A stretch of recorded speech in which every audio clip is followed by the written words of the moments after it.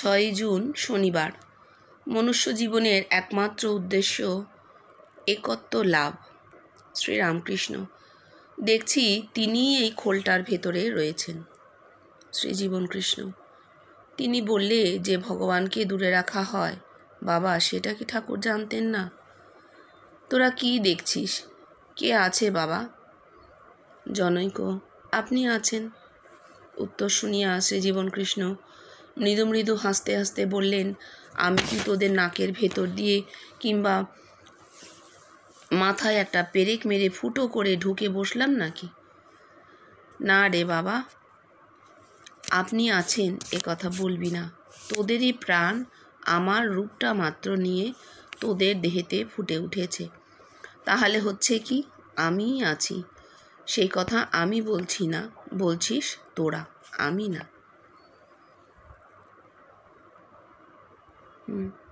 হ্যাঁ, আসলে তিনি বলা হয়েছে, চিরকালই তো তিনি বলা হয়েছে, ভগবান তিনি, তিনি আপনার মঙ্গল করবেন। হ্যাঁ, তাকে ডাকুন, তিনি যা করবার করবেন, এই নমি তো আমরা বলে থাকি। যেন আমি এবং আমার সামনে বসে থাকা যেই জগৎ, এই দুটোই ভগবানের বাইরে।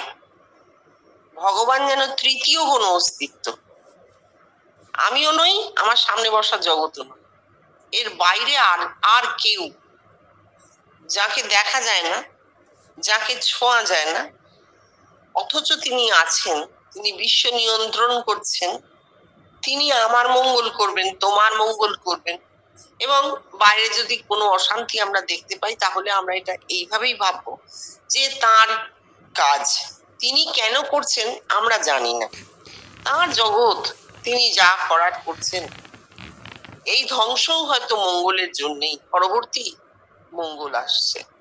এই হচ্ছে সাধারণ মানুষের চিরকালীন ধারণা, চিরাচরিত ধারণা। এমনিতেও সেকেন্ড ল অফ থার্মোডাইনামিক্স বলছে যে যা কিছুর উৎপত্তি আছে তারই বিলয় আছে, মানে যা কিছু সৃষ্টি হচ্ছে তার একদিন শেষ আছে। উৎপত্তি আর বিলয়ের মাঝখানে কি আছে? প্রথম উৎপত্তির পর বেড়ে ওঠা, খুব সুন্দর।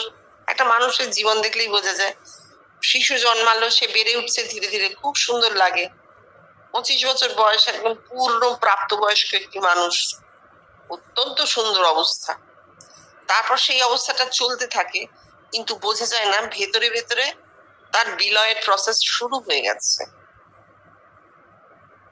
তারপর সে যখন একেবারে প্রৌঢ়ত্ব ছাড়িয়ে বার্ধক্যের দিকে গড়াচ্ছে, তখন তার বিলয় স্পষ্ট হয়ে দেখা দেয় চোখে, লোকটা বুড়ো হয়ে গেল আমরা বলি। অর্থাৎ ভেতরে ভেতরে তার ধ্বংসের প্রক্রিয়া চালু হয়ে গেছে। এটা এটা বিজ্ঞান, বস্তু বিজ্ঞানে এটা বলবে। কিন্তু আমরা সেটা ওই তিনি সৃষ্টি করে কি করেছি, তার ইচ্ছেতে তিনি এই জগৎ সৃষ্টি করেছেন, তার ইচ্ছেতে এই জগৎ চলে যাবে, আবার নতুন জগৎ সৃষ্টি হবে, চক্রবাত পরিবর্তন। সবই তার তার তিনি তিনি বলে একটা তৃতীয় অস্তিত্ব তৈরি করেছে, যার কিন্তু কোনো এখনো অবধি কোনো প্রমাণ পাওয়া যায়নি তিনি টিকে, তাই না? প্রমাণহীন বস্তু আমরা গ্রহণ করতে পারছি না। আমরা কি দেখছি? আমি আছি, আমি জন্মালাম, আমি জন্মালাম, আমার জীবন বড় হচ্ছে, আমি বেড়ে উঠছি, আমি বুড়ো হচ্ছি, এবার আমি একদিন শেষ হয়ে যাব। একটা মানুষ এককে বেষ্টি জীবনে, এর বাইরে কিন্তু আর কিচ্ছু তার কাছে নেই। এবার চোখের সামনে যে বিরাট জগৎ, যেখানে তার মায়ার বস্তু আছে, স্নেহের বস্তু আছে, কামনার বস্তু আছে, তার মৃত্যুর সঙ্গে সঙ্গে এগুলো সব মিলিয়ে যাবে। কিন্তু আছে তো, বাইরে জগৎ আছে, এবং আকর্ষণ সে অনুভব করে, এবং সে যখন মনে করে এবার তো আমায় চলে যেতে হবে, তখন একটা বিচ্ছেদ ব্যথা তৈরি হয় তার মধ্যে। এইটাকেই বলা হচ্ছে মায়া। আসলে যে বিশাল জগৎ আমার চোখের সামনে পড়ে আছে, এও আমারই সৃষ্টি। আমি জন্মাবার সঙ্গে সঙ্গে একে বিক্ষেপ করেছি বাইরে, এই প্রতিবিম্ব জগতের মধ্যে আমি বেঁচে আছি। আমার মৃত্যুর সঙ্গে সঙ্গে আমার এই জগৎ তারও লয় হয়ে যাবে। এটা হচ্ছে আসল কথা। এবার জীবনকৃষ্ণ এটাকে যেটা জিজ্ঞেস করছেন, ভগবান দর্শন তাহলে কি? ভগবান তো তিনি বলে কিছু নয়, ভগবান তো তাহলে আমিই হলাম। হ্যাঁ, এই যে স্বপ্নে অনুভূতিতে দর্শন হচ্ছে, সবাই বলছে আপনাকে দেখেছি, না, আমার সত্তা, আমার স্বস্বরূপ আপনার রূপটা নিয়ে ফুটেছে। এইটা উত্তর হবে। যে বলছেন আমি কি পেরে মেরে তোর মাথায় ঢুকেছি, আপনি আছেন এই কথা বলবি না, তোদেরই প্রাণ আমার রূপটা মাত্র নিয়ে তোদের দেহে ফুটে উঠেছে। তাহলে কি হচ্ছে, আমি আছি সে কথা আমি বলছি না, বলছিস তোরা, আমি না। এইখানে একটা ভোলাদার লেখায় গ্যাপ হয়ে গেছে। এই যে উনি বলছেন আমি তো পেরেক মেরে ফুটো করে ঢুকিনি, তোদেরই প্রাণ আমার রূপটা নিয়ে ফুটেছে, তাহলে আছে কে? তোরাই আছিস। তোর দেহে তুই ছাড়া দ্বিতীয় ব্যক্তি থাকবে কে? রূপটা আমার ফুটে উঠেছে, কিন্তু তোরই প্রাণ আমার রূপটা নিয়ে ফুটেছে, তাহলে কে আছে? আমি আছি মানে জীবন কৃষ্ণ আছি নয়, আমি আছি মানে তোর সেই আমিটাই আছে, তোর আমিই আছে। কিন্তু এখানে এমন ভাবে লাস্ট লাইনটা লেখা হয়েছে যেন উনি বলছেন তোদের মধ্যে সব আমিই আছি। না না, তা কিন্তু উনি বলেন, তোর প্রাণটা আমার রূপ নিয়ে ফুটে উঠেছে। তোরা এসে আমায় বলছিস, আমি শুনছি, তাতে আমি বুঝতে পারছি এটা একটা বিরাট বিপ্লব হয়ে গেছে। যে প্রত্যেকে যে ওকে দেখেছে জীবন্ত, উনি বাইরে বসে আছেন, ভেতরেও দেখছে, তাদের স্বাভাবিক সেই সংস্কার থেকে, তাদের আদিকালের সংস্কার, তিনি আছেন, তিনি আমার ভেতরে বসে মঙ্গল করছেন, তিনি বাইরে জগতে মঙ্গল করছেন, এই যে ধারণা, এই থেকে তাকে দেখা, অতএব তিনি আমার ভেতরে আছেন না, তিনি ভেতরে নেই, ভেতরে আমিই আছি। সেই আমার ভগবত সত্তা বলো, ব্রহ্ম সত্তা বলো, সেইটা ওই রূপে ফুটেছে। এখানে একটা কনফিউশন ছিল, তো তাদেরও একটা কনফিউশন ছিল যে কি বুঝতে পারছে না, বাইরে আছে ভেতরে আছে, কিরম হচ্ছে। কিন্তু হ্যাঁ, ব্রহ্ম ওতপ্রোত বস্তু সত্তাতেও আছেন, চৈতন্য সত্তাতেও আছেন, চৈতন্য সত্তায় শুদ্ধ রূপটা ফুটেছে। স্বাভাবিকভাবেই জীবন্ত মানুষরা যখন বাইরে আছে তখন তার প্রতি একটা আকর্ষণ জন্মাবে, সেটা হয়েছে, সেটা খুব স্বাভাবিক, এর মধ্যে কিন্তু কোনো অস্বাভাবিকতা নেই। আমার ভেতরের জগৎ বাইরের জগৎ এক হয়ে গেছে, এটাই তো ব্রহ্মত্ব। আমি ভেতরে যাকে দেখি বাইরেও তিনি খাটে বসে আছেন, স্বাভাবিকভাবে একটা আকর্ষণ জন্মাবে, সেটা আবার এখনকার আমরা বুঝতে পারবো না।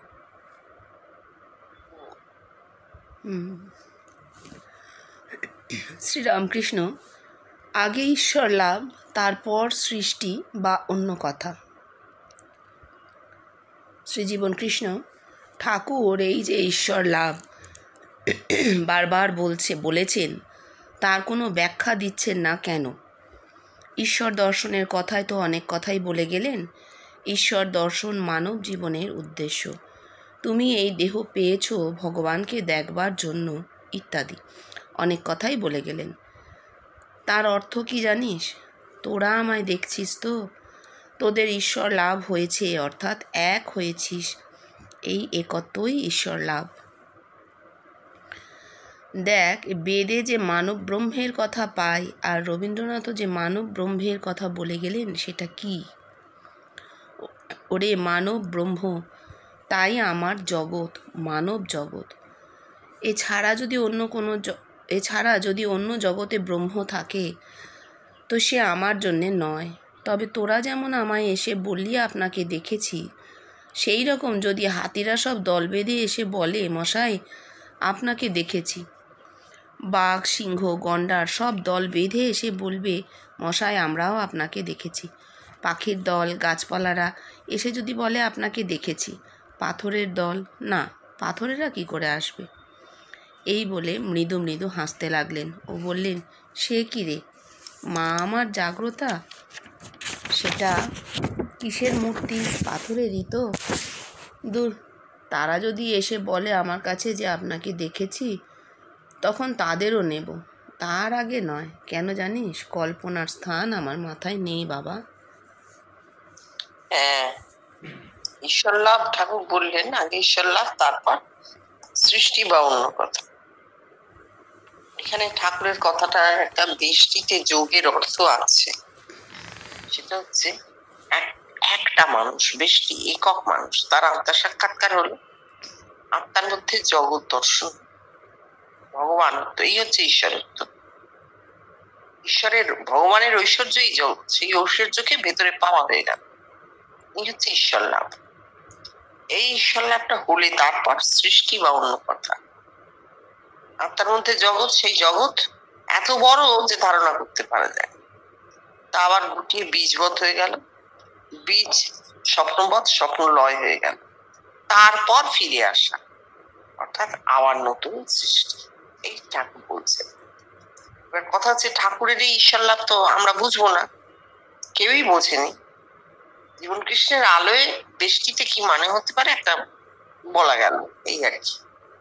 এবার দেখা যাচ্ছে যে উনি কি বলছেন, উনি কিন্তু বিশ্বব্যাপীতে কথা বলছেন, উনি আর বেষ্টির ঈশ্বরকে নিচ্ছেন না, বেষ্টির ঈশ্বর লাভের কথা নিচ্ছেন। এই যে ওকে অনেকে মিলে দেখেছে, অনেকে, তোরা আমায় দেখছিস তো, তোদের ঈশ্বর লাভ হয়েছে, অর্থাৎ এক হয়েছিস। কিভাবে? এই যে সবাই একজন ব্যক্তিকে দেখছে, তাহলে এটা একটা কমন ফ্যাক্টর হলো। একটি রূপ দেখিয়ে সকলকে দেখানো হচ্ছে তোমার স্বরূপ এই রূপটা, তোমার স্বরূপ এই রূপটা। এই প্রত্যেকে কিন্তু নিজের ভেতরে একটি রূপ দেখছে।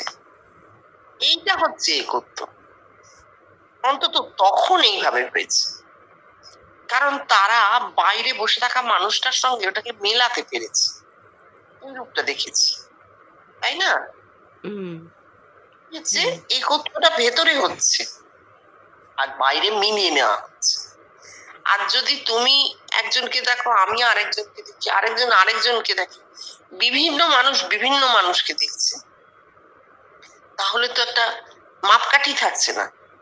এই মাপকাঠিটা হচ্ছে ওনার রূপ, যেটা প্রত্যেকেই দেখেছে, সেই সময় তার ঘরে এসেছে, খুঁজে খুঁজে এসেছে, কেউ না দেখে না শুনে দেখেছে, এসে দেখে মিলিয়ে নিয়েছে, হ্যাঁ এনাকেই দেখেছে। এইটা হচ্ছে ইয়ার্ডস্টিক। এইটা তখন ঘটেছিল। এইটা না ঘটলে একত্ব সূত্রপাতই ঘটতো না।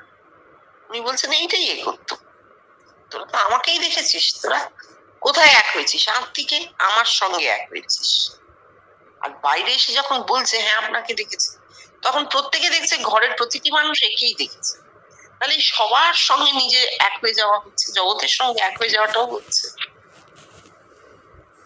এইভাবে উনি বলেছেন।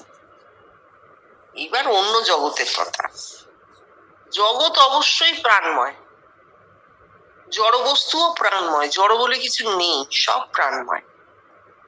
তফাৎ কিসে?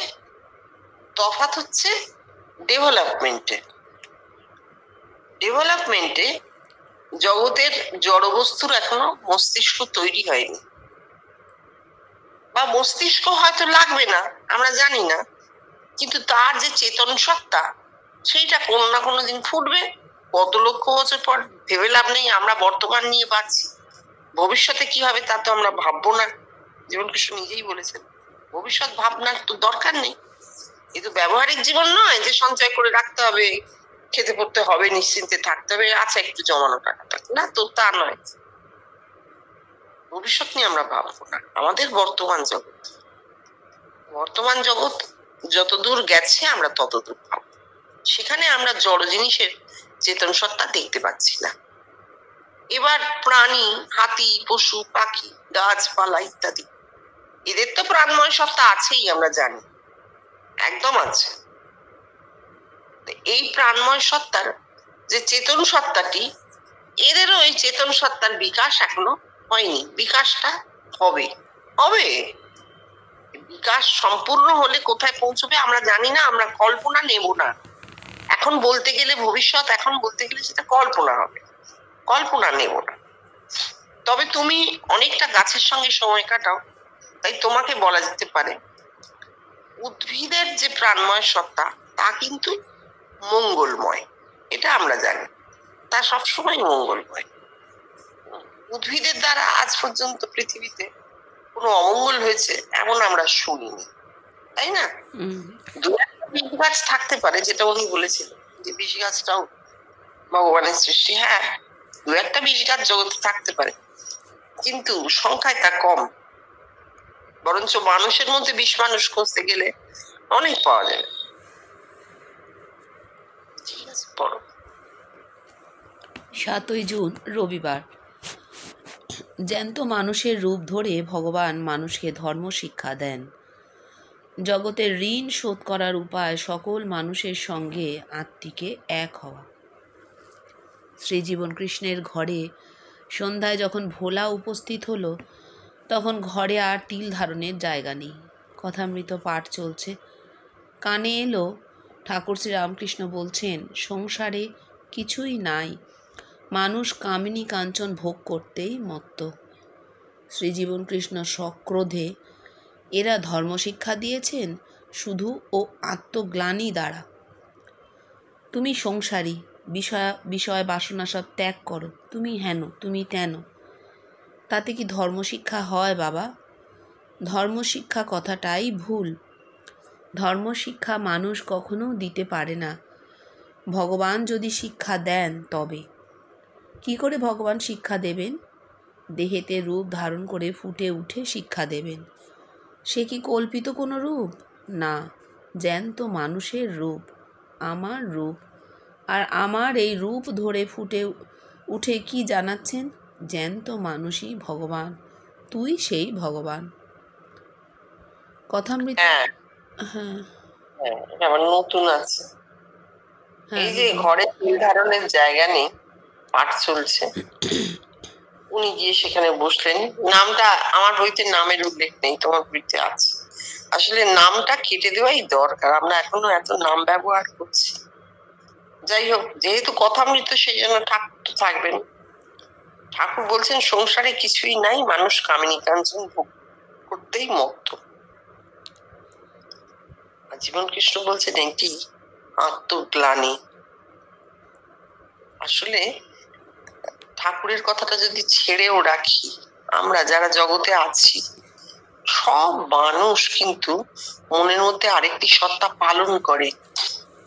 সেই সত্তাটি তার বিবেকের ভূমিকা নেয়। বেশ আনন্দ করছে, কোথাও গেছে, বেড়াচ্ছে, মন আনন্দে পূর্ণ, কিন্তু ভেতরে ভেতরে তার ওই যে আরেকটি সত্তা, সে সমানে বলে এত বেশি করার দরকার ছিল না, অনেক বাড়াবাড়ি হয়ে যাচ্ছে, এটা কোনো প্রয়োজন ছিল না, তুমি বড় বেশি করছো, বেশি বাড়াবাড়ি করছো। এইটা আমাদের প্রত্যেকের মধ্যে আছে।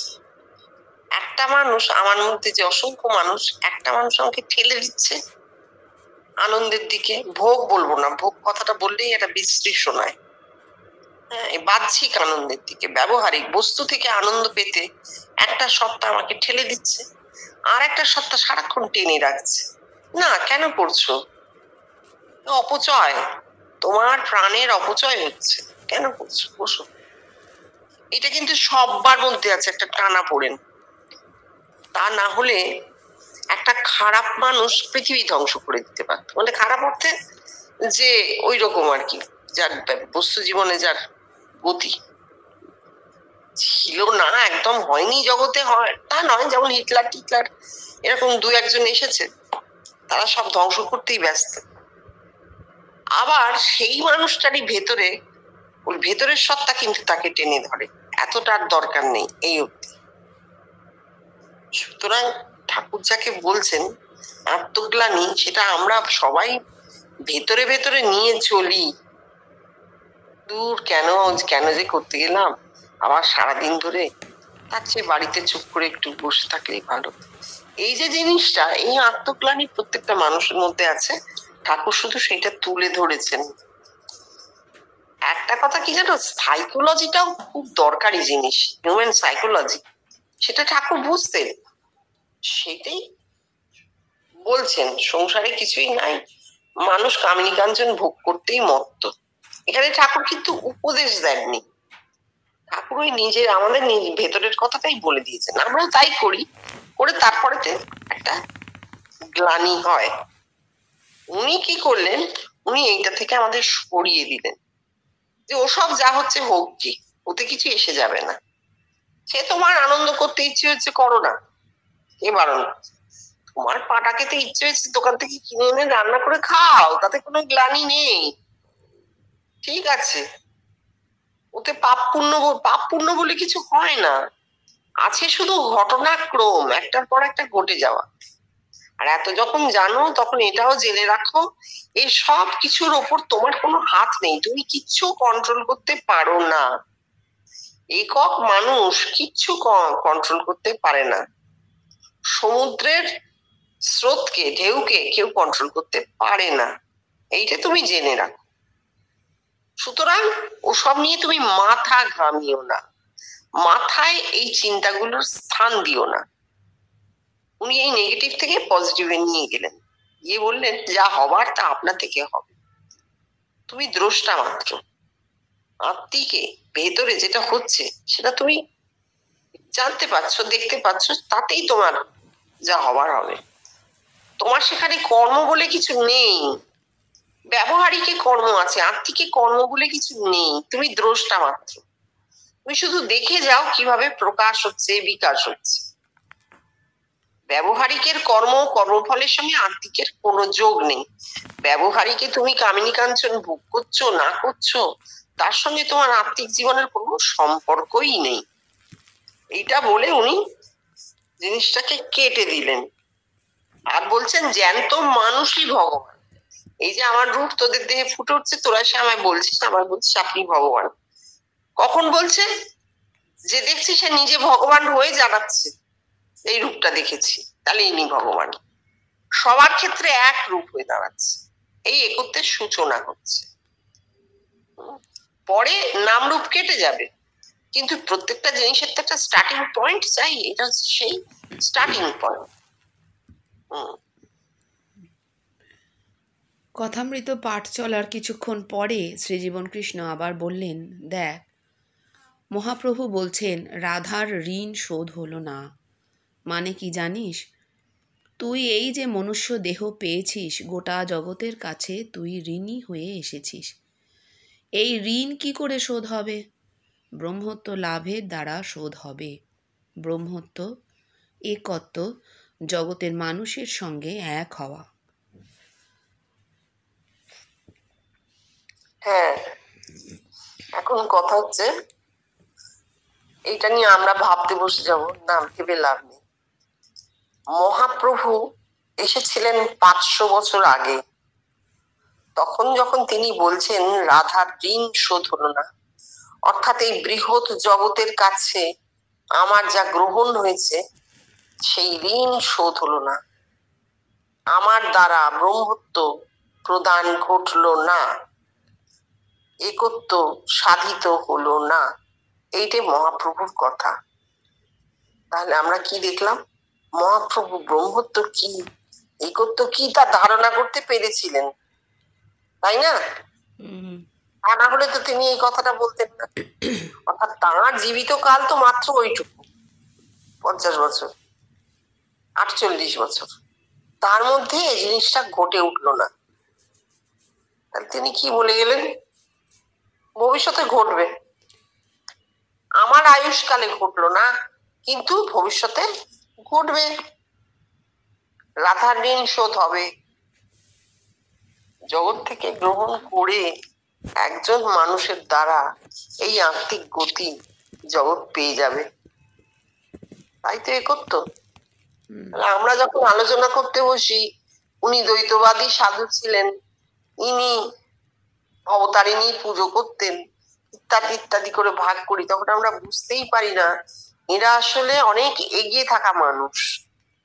এই এগিয়ে থাকা মানুষ এসেছেন মাথায় চৈতন্যের ফুট নিয়ে, এরা জানেন চৈতন্য সত্তা কি, এরা নিজেরা প্রত্যেকে জেনেছেন, কিন্তু জগতে তা প্রতিফলিত হয়নি। হাতে করে তো দেবেন না তুলে, এই নিয়ে আম খাবো, একটা আম হাতে দিলেন, এমন তো নয়। আপনার থেকে ফুটবে, জিনিসটা প্রকাশ পাবে। ফোটা মানে প্রকাশ পাওয়া।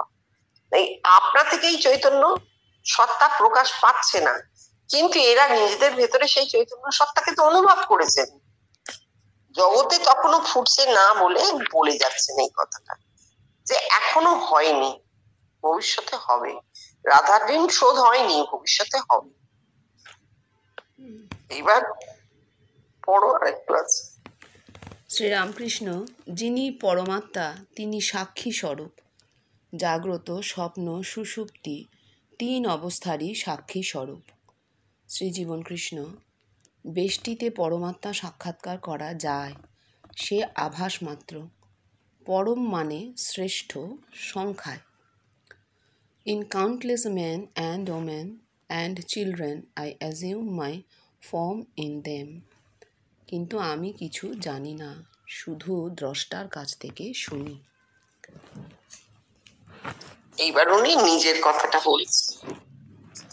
এতক্ষণ জগতের কথা হচ্ছিল, জগতে কি হয়েছে না হয়েছে, ঠাকুর এসেছেন, মহাপ্রভু এসেছেন, ঠাকুর বললেন ঈশ্বর লাভ, কিন্তু ঈশ্বর লাভ কি বস্তু তা বললেন না। মহাপ্রভু এলেন, তারও আগে মহাপ্রভু তো পরিষ্কার বলেই গেলেন যে রাধার ঋণ শোধ হলো না। সেক্ষেত্রে তোরা কি করছিস? মহাপ্রভু, তারপর ঠাকুর, তারপর আমার মধ্যে কি হয়েছে সেটা আমি জানি না, তোরা এসে বলছিস আমাকে তোরা দেখেছিস।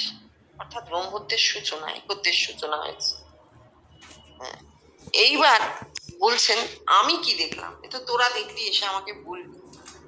তাহলে আমার অবস্থাটা কি হয়েছে আমাকে একবার জিজ্ঞেস কর, আমি বলি আমি কি দেখছি। এই যে আমার সামনের এই জগৎ, বৃহৎ জগৎ, তার প্রতিটি নর নারী শিশু বৃদ্ধ আসলে আমি আছি, আর কেউ নেই। কোথায়? আত্মিকে আমি, আমারই সত্তা এই বিপুল জগৎ হয়ে আমার সামনে এসে বসেছে আর আমাকে বলছে আমরা সবাই তুমি। তাহলে কি হচ্ছে? তুমি আর আমি এক হলে তো একই থাকছে, দুই তো নেই। একটা অদ্ভুত অদ্বৈত ভূমি, যেটা ধারণা করা খুব কঠিন। এটা ওনার হয়েছিল, উনি সবসময় অন্য কোনো মানুষে পরিবর্তিত হয়ে বসে থাকতেন। সেটা একজন মানুষের জন্য কি ভয়ানক ব্যাপার, তাই না? কিন্তু ওনারা সয়ে গিয়েছিল। তাই বলছেন আমার আত্মা পরম আত্মা। পরম মানে বহু, এই পরমের আত্মা, এই বহুর আত্মা আর আমার আত্মা এক। কেন? আমি আর জগৎ এক হয়ে গেছি, জগৎ আত্মা হয়ে গেছে। হ্যাঁ, সেটা তিনি নিজে অনুভব করেছিলেন। এটা ওনার বেষ্টি, এটা ওনার বেষ্টি, এটা আর কোনো মানুষের হবে। আমরা কেউই পরমাত্মা বলে কিছু নিজের মধ্যে বুঝতে পারবো না। ওই দর্শনে হবে, দর্শন অনুভূতিতে হবে। কিন্তু ওরা তো ডাহা জাগৃতি, উনি বসে আছেন, সামনে যারা বসে আছে তাদেরও দেখছেন আর নিজের দিকে তাকাচ্ছেন, দেখছেন সবাই এক, মাঝখানে কিছু নেই।